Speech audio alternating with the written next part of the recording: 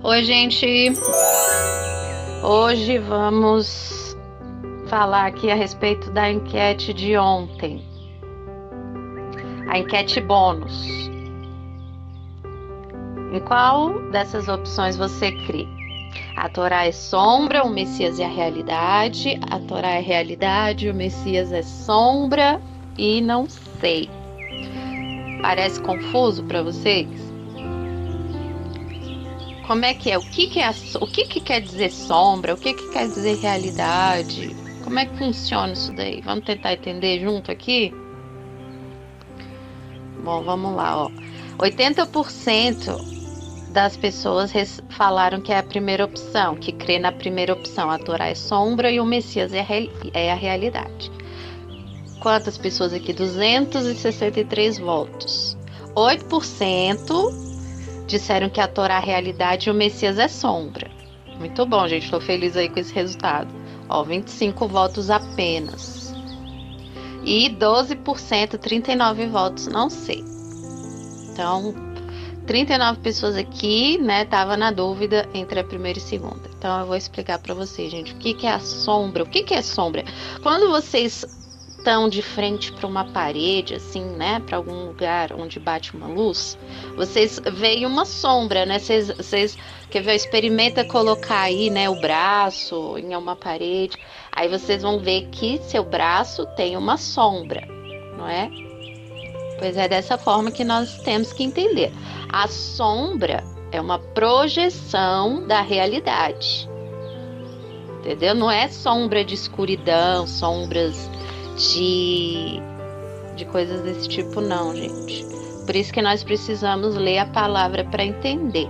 Como é que vocês querem alcançar entendimento, sabedoria das escrituras, sendo que não lê as escrituras? Porque tudo isso que eu vou falar agora, gente, está na palavra, tá bom? Então, ó, veja. Você vê a sombra do seu braço. A sombra ali, ó, é uma projeção da realidade. Essa sombra que nós estamos falando. Então, quando nós dizemos que a Torá é a sombra do Messias, é porque o Messias é a realidade. O Messias é a Torá viva. E a Torá escrita é a sombra dele. Olha que lindo isso, gente. Não é lindo isso? A Torá, quando a gente lê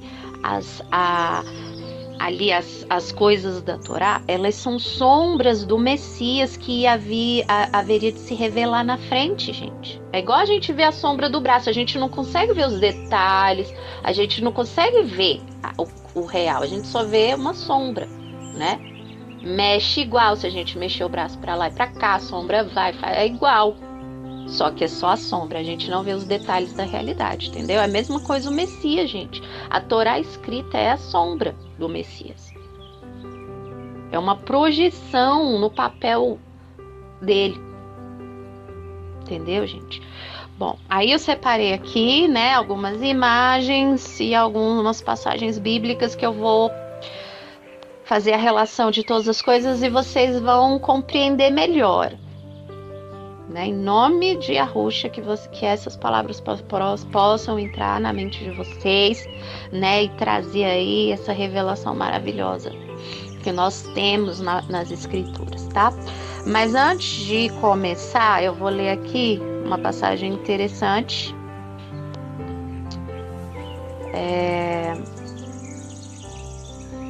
Aqui. Uma passagem interessante que o Messias disse. O Messias disse aos mestres da Torá.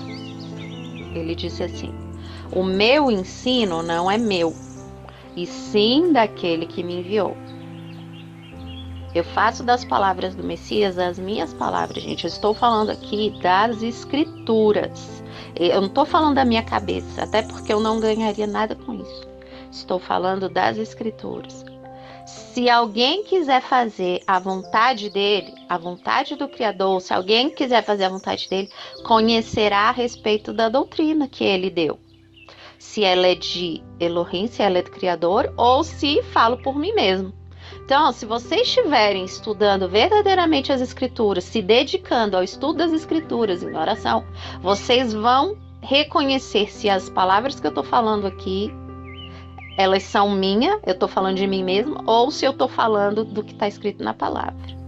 Por quê, gente? Porque quem fala por si mesmo, quem fala de si mesmo, quem está buscando os próprios interesses, está procurando a própria glória, querendo se exaltar de alguma forma, né? Mas o que procura a glória de quem o enviou, esse é verdadeiro e nele não há injustiça. Vamos prestar atenção nessas passagens. Quem está falando por si mesmo, de si mesmo, está buscando a própria glória. Quem está falando das escrituras, o que as escrituras estão falando, está ensinando a palavra, aí sim está buscando a glória do Criador. Entendeu, gente? Então, dito isso, vamos lá. Onde é o primeiro lugar onde a gente vê a Torá como uma representação de sombras das coisas celestiais? Mais uma vez, gente, eu vou falar para vocês coisa muito importante, que a gente precisa saber discernir coisas celestiais de coisas terrenas. As coisas terrenas, elas são projeção da verdadeira realidade. Por isso que a gente tem que focar nisso, gente. As pessoas vivem aqui nessa terra como se essa fosse a vida verdadeira, mas não é, gente. Não, é por isso que de nada vale buscar as coisas aqui nessa terra. Por quê? Porque o Messias veio dizer que essa não é a vida verdadeira, gente. Essa vida aqui, ela vai e volta. Você nasce, passa em média aí 70 anos e morre. Acabou a sua vida. É sombra. Por isso que ela é sombra. Ela não é a realidade. A realidade, ela é eterna. Vamos entender isso, porque isso daí o Messias veio ensinar pra gente. Então vamos lá, ó, Êxodo 26:30. Êxodo 26:30. Diz assim, ó. O Criador disse para Moisés: então levantarás o tabernáculo conforme o modelo que te foi mostrado no monte. Tá vendo, gente? O tabernáculo que Moisés fez, ele era a realidade ou ele era uma sombra do que estava em outro lugar? O que a palavra diz aqui, claramente? O tabernáculo, ele foi feito, o tabernáculo que Moisés construiu, ele foi feito com base em um modelo que tinha nos céus. Existe um tabernáculo nos céus, o verdadeiro. Como que ele é? Não sabemos, gente. Por quê? Porque o que Moisés fez é sombra.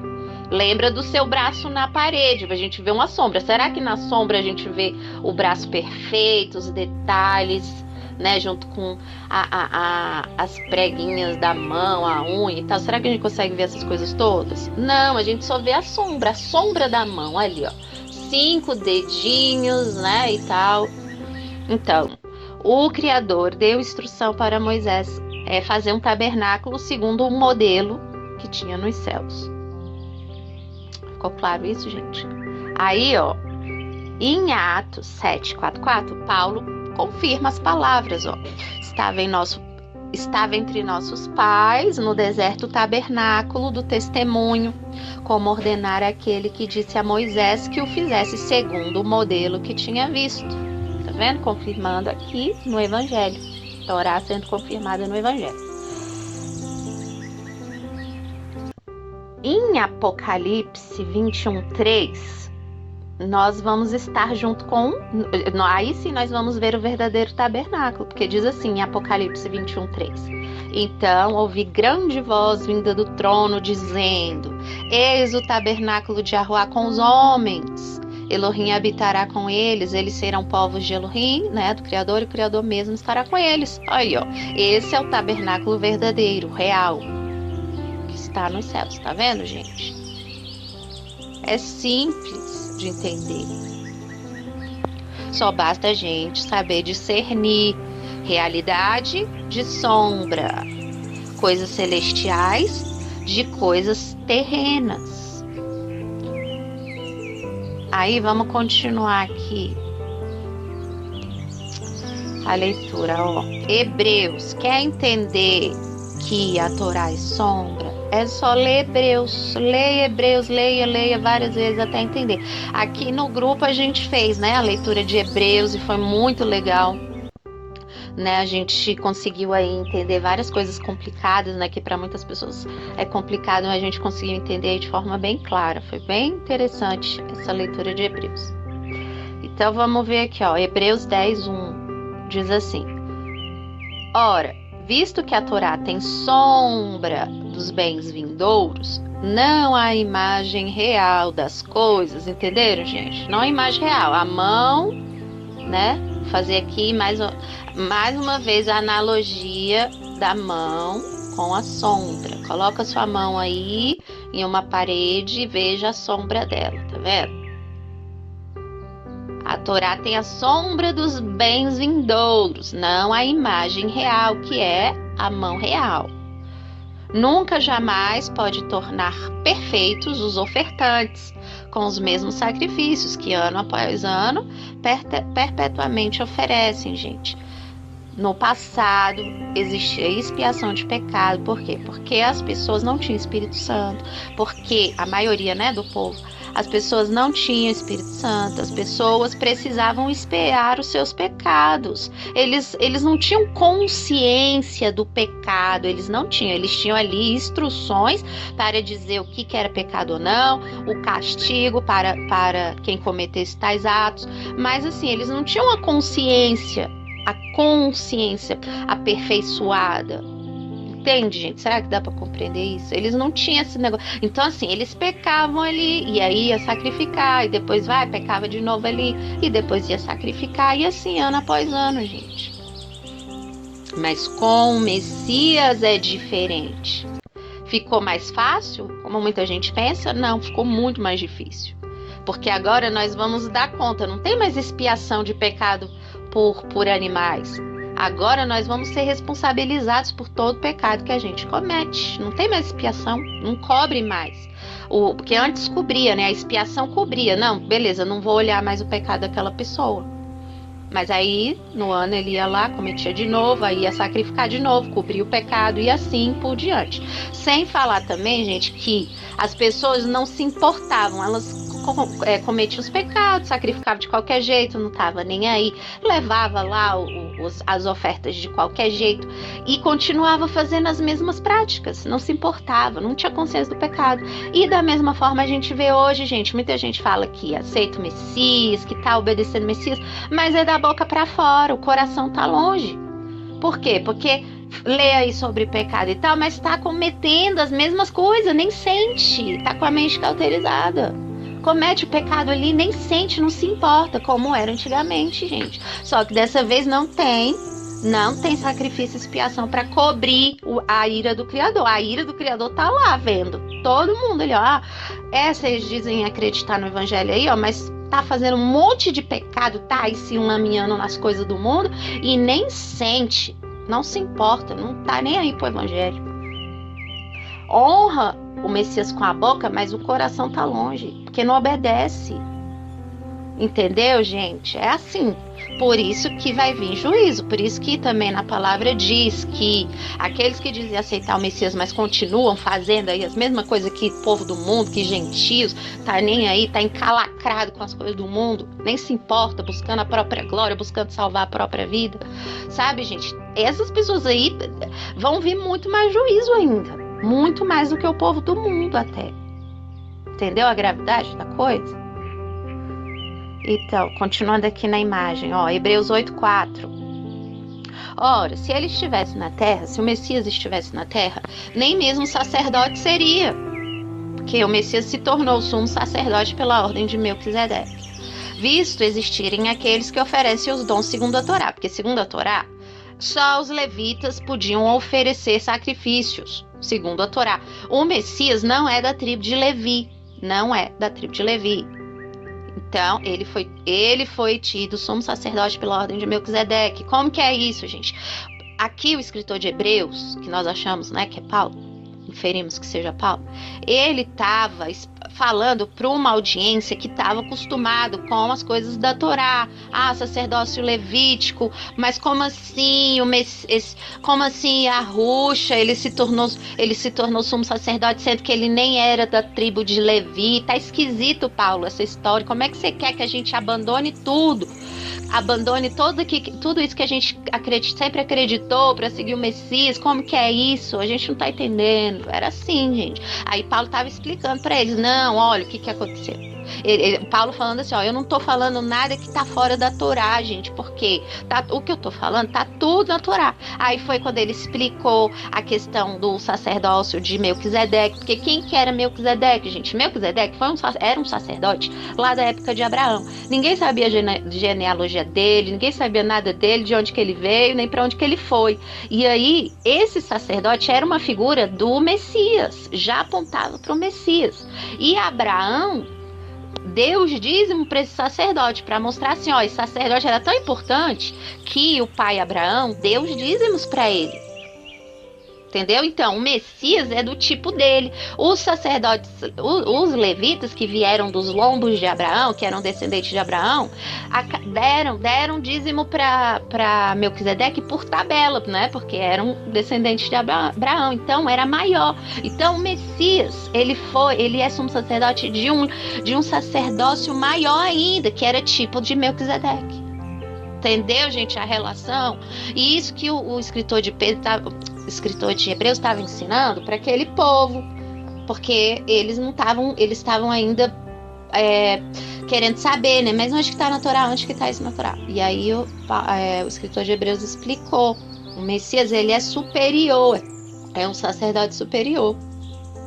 Então vocês não precisam ficar aí preocupados, porque tá tudo na Torá. Né? E aí ele continuou, os quais ministram em figuras e sombras das coisas celestes, tá vendo? Todo o tabernáculo, a ministração, né? As expiações eram figuras das coisas celestes. Precisamos entender isso, gente, muito importante. Assim como foi Moisés divinamente instruído quando estava para construir o tabernáculo, pois diz ele, vê que fazes todas as coisas de acordo com o modelo que te foi mostrado no monte. Aí, mais uma vez, né, confirmando aí os escritos antigos, né, gente? Aí, vamos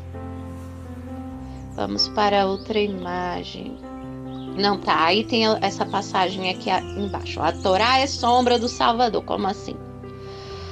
Aí o que diz aqui 1 Timóteo? Vamos ver. Ora, a finalidade, né? No caso o fim aqui, fim do mandamento, fim da instrução, a finalidade da instrução, como também em outra passagem mostra, né? O fim da lei é o Messias, não é o fim da lei, finalidade. A gente precisa crer nisso, gente, ou então a gente vai estar negando o Messias com as nossas obras. Se a gente não acredita nessas coisas, se a gente não busca entender o que o escritor de Hebreus, o que Timóteo, o que o Evangelho fala, se a gente não busca entender isso, a gente pode até dizer que crê com a boca, mas a gente nega ele com as obras. Então, gente, é muito importante a gente entender essas coisas. A finalidade do mandamento é o amor de um coração puro, sempre coração. Em hebraico, coração significa homem interior. Homem interior, é aquilo que eu sou por dentro, não é o que eu sou por fora. Porque os fariseus, eles eram como sepulcros caiados. Por fora era uma beleza, era uma limpeza, era santo, né? As pessoas que viam do lado de fora admiravam, mas por dentro... Desculpa, gente. O coração, o homem interior era corrompido, tinha inclinações más. Entendeu, gente? Por quê? Que aí o coração também tá ligado com a consciência. Também tem a ver com a consciência. Então eles eram más, eles estavam ali por fora, né? Tá servindo o Criador, mas por dentro tinha uma inclinação má. Por isso que o Messias disse, gente, na lei, a lei purificava exteriormente, por assim dizer, né? As pessoas estavam lá, tentava ali fazer as coisas certas até por medo do castigo. Não vamos fazer aqui errado por medo do castigo, por medo de morrer.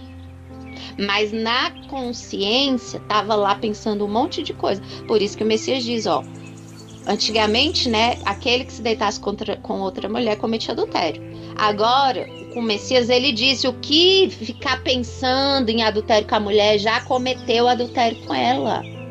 Já é na consciência, porque com o Messias, o Messias, ele veio falar pra gente o seguinte: não adianta você querer ser limpo por fora, não adianta você querer se segurar para cumprir a Torá, não adianta se a sua mente estiver pensando coisas horríveis. Então, o Messias veio trazer entendimento da Torá para a consciência ser aperfeiçoada, o coração ser aperfeiçoado.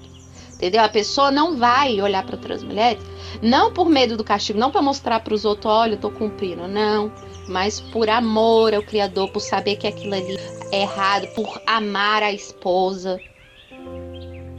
Essas coisas, gente.